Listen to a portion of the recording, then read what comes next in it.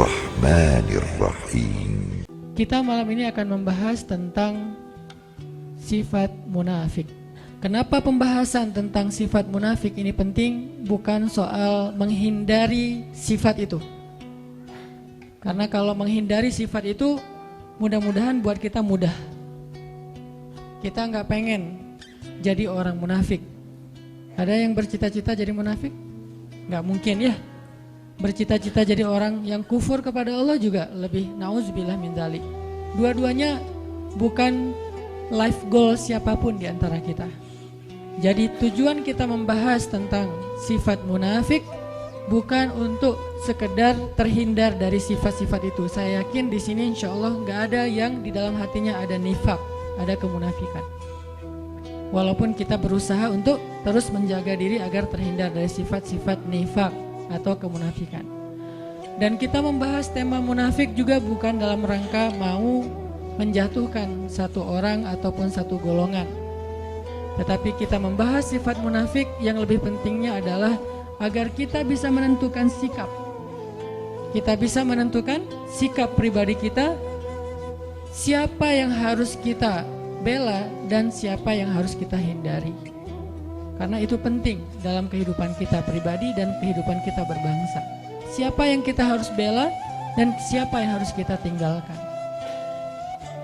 Ini dalam kaidah syariah disebut dengan al-wala dan al-bara. Pernah dengar istilah itu? Wala dan bara. Wala dan bara dalam Islam itu termasuk pembahasan prinsip. Bukan masalah-masalah furu'iyah. Furu'iyah itu masalah tambahan dalam agama. Sehingga kalau dia pun berbeda satu dengan yang lain, tidak terlalu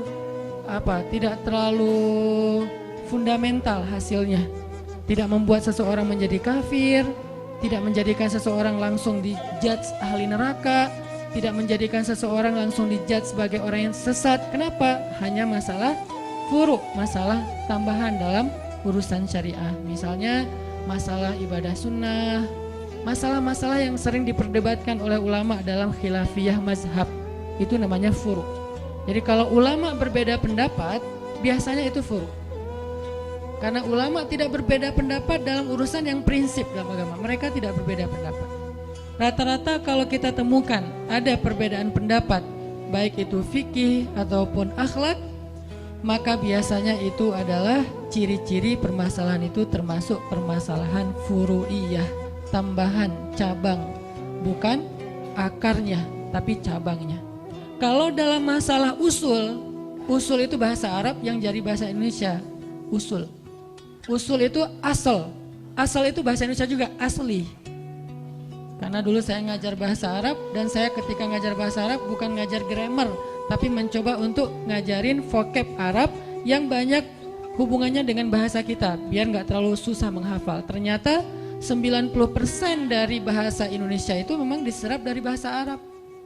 Dan itu kenyataan yang nggak bisa kita pungkiri bahwa dalam pembentukan bahasa nasional kita itu ada banyak sumbangsih para ulama karena dia terserap dari bahasa Arab.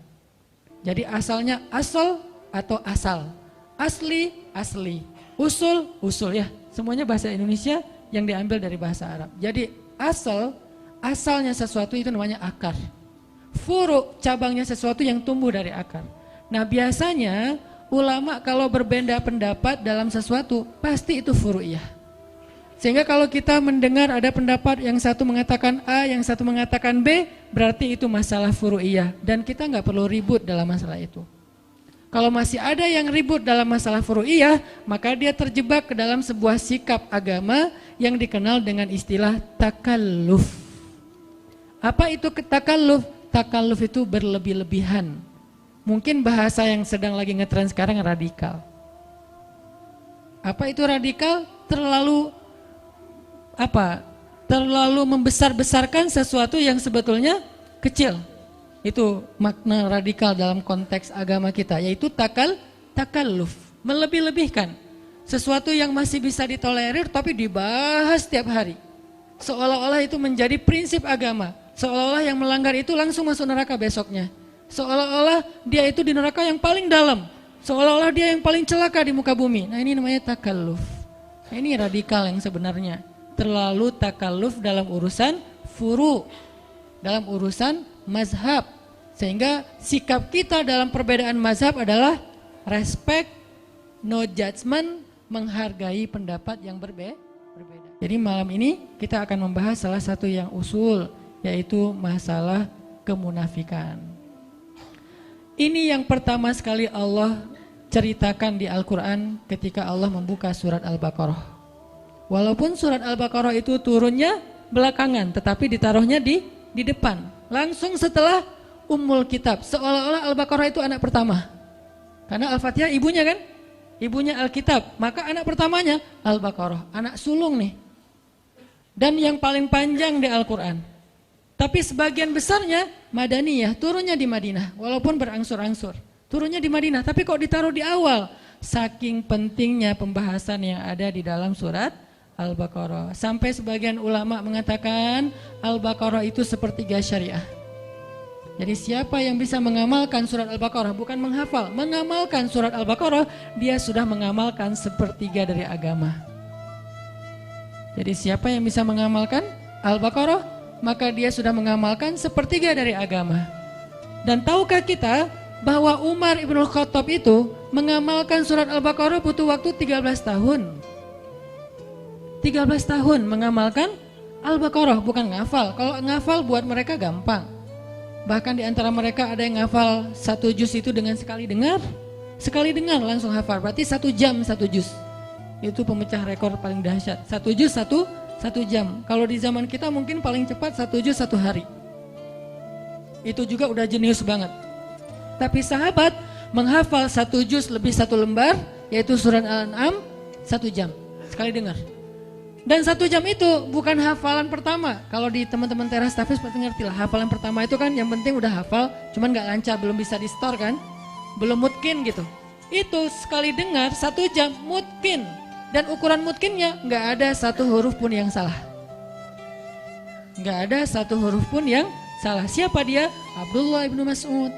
Yang mendengar surat Al-An'am diturunkan kepada Nabi. Nabi bacakan, dia dengar, sekali dengar langsung kata dia, ya Rasulullah saya sudah hafal. Kata Nabi, ya Abdullah coba kamu baca.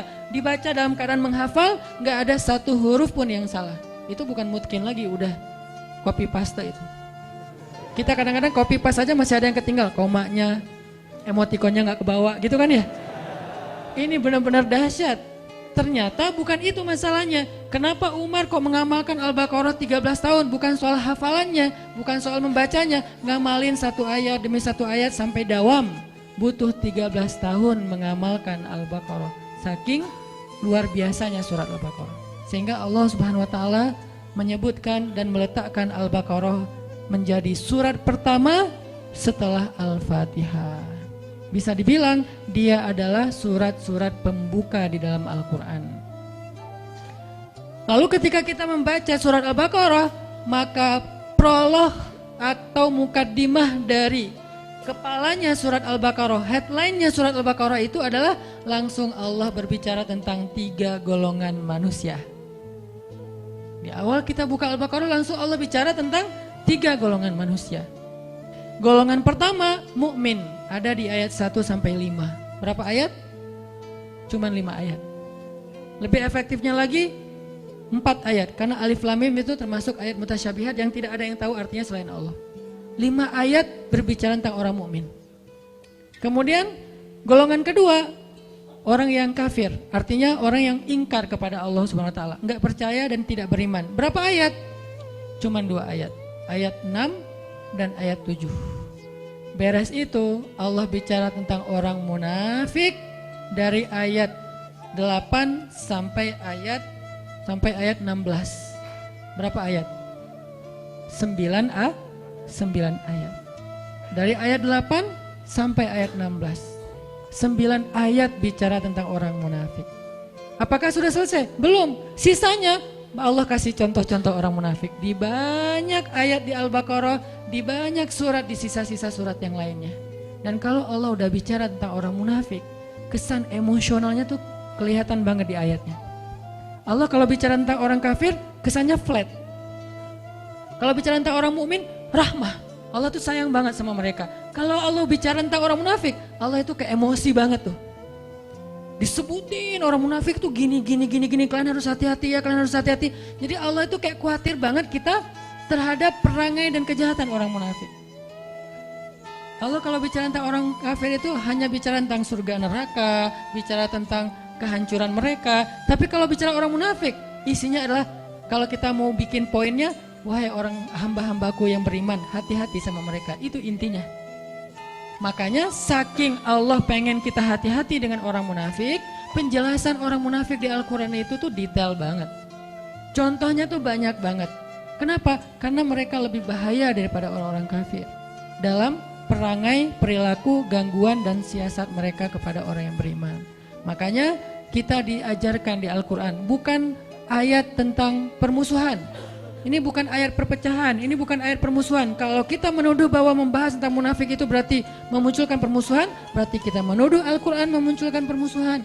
Padahal sebagian besar dari ayat Al-Quran itu banyak berkisah tentang orang munafik. Kenapa? Biar kita hati-hati. Biar kita menghindar, jangan sampai kita masuk golongan ini. Kenapa? Orang kafir itu masuk neraka, orang munafik jadi kayu bakarnya neraka. Innal munafiqina fid darkil asfal. Asfal itu bahasa Arab yang jadi bahasa Sunda, aspal. Karena orang Sunda nggak bisa, siapa bilang itu fitnah ya. Jadi asfal tempat paling bawah yang diinjak-injak, bahasa kitanya aspal. Masa bisa aja si Ustadz, benar. Jadi asfali minan nar, aspalnya neraka. Maksud aspalnya neraka, dasarnya neraka, yang paling bawah. Udah nggak ada lagi, di bawahnya apa? Gorong-gorong atau apa? Enggak, udah. Paling bawah itu adalah aspal udah.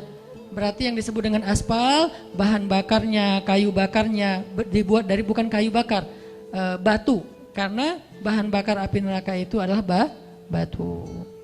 Waquduhan nasu wal hijarah. Bahan bakarnya adalah manusia dan batu. Manusia yang dimaksud di dalam ayat ini siapa? Innal munafiqina fid darkil asfali minan nar. Na'udzubillahi min dzalik. Ini sehingga tanpa kita sadari mungkin kita nggak termasuk orang munafik, tapi begitu kita berwala kepada orang munafik, membela orang munafik, berpihak sama orang munafik, mendukung kegiatan-kegiatan kemunafikan, maka kita masuk dalam golongan itu. Dan ini yang bahaya nih. Bukannya kita menjadi munafik, kita tetap sholat, tapi kita mendukung kemunafikan. Kita tetap puasa, tetapi kita membela kemunafikan. Kita tetap bayar zakat, tetapi kita berpihak kepada kemunafikan. Ini bahaya nih. Karena sholat, puasa, dan zakat kita adalah ritual. Tetapi wala dan barok kita justru kepada musuh-musuh Allah Subhanahu wa Ta'ala. Jadi pembahasan kita pada malam ini bukan dalam rangka memecah belah, bukan dalam rangka menghasut, tetapi dalam rangka kita belajar dari Al-Quran agar kita terhindar. Siapa yang merasa dirinya mirip dengan ayat-ayat yang disebutkan, maka tubu ilallah, bertaubatlah segera. Siapa yang merasa tidak mirip, kayaknya bukan saya deh, maka hati-hati supaya kita jangan sampai mendukung orang-orang yang seperti ini. Cuman seperti itu sederhananya moral of the story dari pembahasan tentang al-munafik.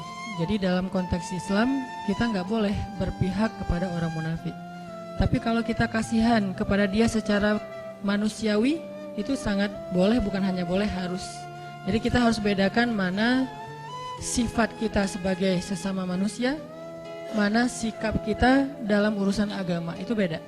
Kalau konteksnya kemanusiaan itu universal. Kita tuh berbuat baik nggak boleh ngelihat agama. Mau dia muslim, mau non muslim, mau dia munafik, mau dia mukmin, mau dia orang baik, mau dia orang jahat. Kita kalau dalam urusan kemanusiaan maka hak dan kewajibannya sama. Ketika kita ngelihat misalnya ada mantan perampok yang belum bertaubat, berarti bukan mantan ya, perampok lah ya, belum bertaubat, atau penjahat belum bertaubat, kemudian dia sakit yang parah, terus tergeletak di jalan, nggak ada yang mau menolong dia, lalu kita lewat dan kita mampu menolong kita, maka di dalam konteks ini kita wajib untuk menolong dia. Terserah dia seorang penjahat, dia seorang ahli maksiat, bahkan dia orang yang musyrik kepada Allah, orang yang tidak beriman kepada Allah. Karena konteksnya di sini adalah konteks kemanusiaan, nggak ngelihat agama, apalagi ngelihat negara ya. agama aja nggak boleh jadi sekat kalau dalam konteks kemanusiaan, apalagi negara. Jadi kalau kita bicara Palestina, Suriah, mentang-mentang di sana mayoritasnya Muslim terus jadi nggak ditolong? Enggak. Jadi agama aja bukan masalah, apalagi negara. Mentang-mentang mereka bukan orang Indonesia, jadi bukan tanggung jawab kita. Enggak. Kalau dalam konteks kemanusiaan, bahkan kalau dia adalah orang Yahudi sekalipun, atau dia orang pagan sekalipun yang menyembah batu ataupun kayu atau menyembah patung, kalau dia adalah terzolimi, maka tugas kita adalah menolong dia dengan apapun yang kita bisa. Makanya kemarin ada salah satu pasien kanker di Bandung, beliau kebenaran non-muslim. Bukan salah satu, ada beberapa orang non-muslim, pasien kanker dan kurang mampu. Kemudian karena istri megang beberapa proyek sosial untuk pasien kanker yang kurang mampu, akhirnya kita ambil pasien ini, kita coba audiensi, asistensi ke dokter sampai beres pengobatannya, operasinya. Yang satu meninggal, yang satu alhamdulillah bisa survive.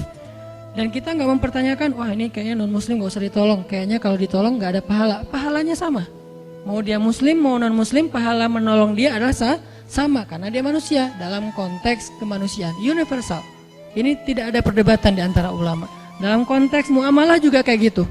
Kaidahnya adalah tidak ada kezoliman. Konteks muamalah misalnya jual beli, kita bekerja di sebuah perusahaan yang di situ tuh ada muslim ada non muslim, maka ini universal dengan syarat tidak mengganggu batasan-batasan syariah agama kita. Kalau itu terganggu maka nanti akan ada pengecualian. Misalnya kita nggak dibolehin pakai hijab di situ, pasti ada pengecualian.